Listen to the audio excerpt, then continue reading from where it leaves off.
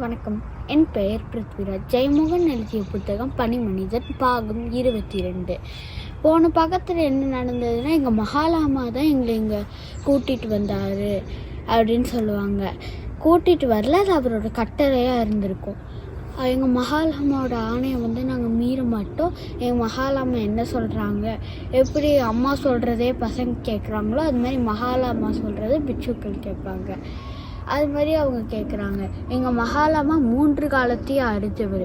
அவருக்கு எதிர்காலம், நிகழ்காலம், அப்புறம் கடந்த காலம், இந்த 3 காலத்துலேயும் அவருக்கு எதை பற்றி நடக்க போகுது, என்ன நடந்திருக்கு, என்ன நடக்கவும் போகுது அப்படின்றதும் தெரியும் எங்கள் மகாலாமாவுக்கு. அவர் எங்கள் அடுத்த மகாலாமா இங்கே தான் வருவார். அவரோட பெயர் மிலே பத்பர் ரோப்பா அப்படின்னு சொல்லியிருக்காரு. அவருக்கு இன்னொரு பேரும் இருக்குது அப்படின்னு சொல்கிறாங்க. அதுக்கடுத்தது இங்கேயா, இந்த இடத்துல அவங்க மகாலாமா வரப்போகிறாரு. ஓகே, அவர் எப்படி இருப்பார் பார்க்க தெரியாது. பொன்னிறமான தாமரையை ஏந்தியவர் அப்படின்றது தான் அவரோட பேருக்கு அர்த்தம்.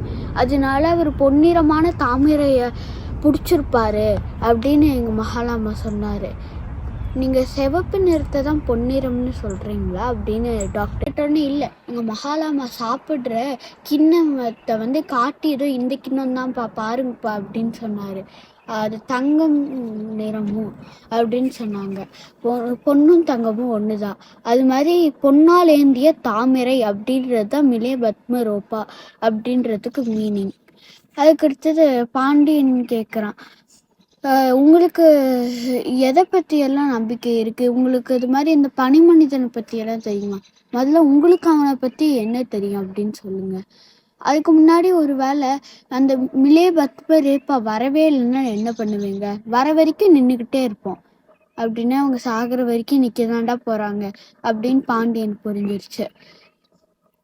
அப்புறம் அவர் என்ன சொல்கிறாரு, இந்த உலகத்தில் எல்லாமே தீரன் பண்ணுற சதியால் தான் நடக்குது அப்படின்னு சொல்கிறாங்க. தீரனா, அந்த புது கேரக்டர் எங்கேருந்துடா உள்ளவன் தான் அப்படின்னு நீங்கள் நினைப்பீங்க. அது மாதிரி கிடையாது. தீரன்ன்றது தான் அதுக்கு முன்னாடி கொஞ்சம் சாப்டர் பின்னாடி போய் நீங்களே பார்த்தீங்கன்னா தெரியும். கிம் திருஷ்ணை பற்றி பேசுவான். அது மாதிரி கிருஷ்ணையை தான் அவங்க தீரன்னு சொல்கிறாங்க. இந்த தீரன்னா புத்தரை ஏமாற்றி இது மாதிரி எல்லாத்தையும் பண்ணுறான், அதனால தான் மனிதர்களையும் தூண்டி விடுறான், அதனால தான் துக்கம், கவலை, சந்தோஷமே இல்லாத உலகமாக இது இருக்குது. ஆனால் ஒரே ஒரு இடத்துனால மட்டும் தீரனை அலோவ் பண்ண முடியாது, தீரனும் அதுக்குள்ளே போக முடியாது. அதுதான் இமயமலை பகுதி. அங்கே இருக்கவங்க தான் பனிமனிதன். அவங்கள பார்க்க போனோன்னா நீங்கள் நெருப்பில் நடக்கணும், அப்புறம் தண்ணியில் நடக்கணும். ஆனால் நெருப்பில் நடக்கணும், தண்ணியில் நடக்கணுமா? ஓகே, மனிதர்கள் எல்லாரும் அழிஞ்சதுக்கு அடுத்தது பனிமனிதர்கள் வெளியே வருவாங்க. அவங்கள எங்களோட ரகசிய புத்தகத்திலையும் குறிப்பிட்டிருக்காங்க. அவங்களுக்கு பெயர் யட்டினும் உண்டு. அதுக்கடுத்து அந்த யதிகள்லாம் வெளியே வரும். அப்புறம் புது உலகம் இருக்கும், தீரன் இல்லாத ஒரு உலகமா இருக்கும் அப்படின்னு சொல்றாங்க. ஏன் அப்படிப்பட்ட இடத்த மட்டும் தீரன் விட்டு வச்சிருக்கான் அப்படின்னு பாண்டியன் கேட்ட உடனே இந்த சாப்டர் முடியுது. நன்றி, வணக்கம்.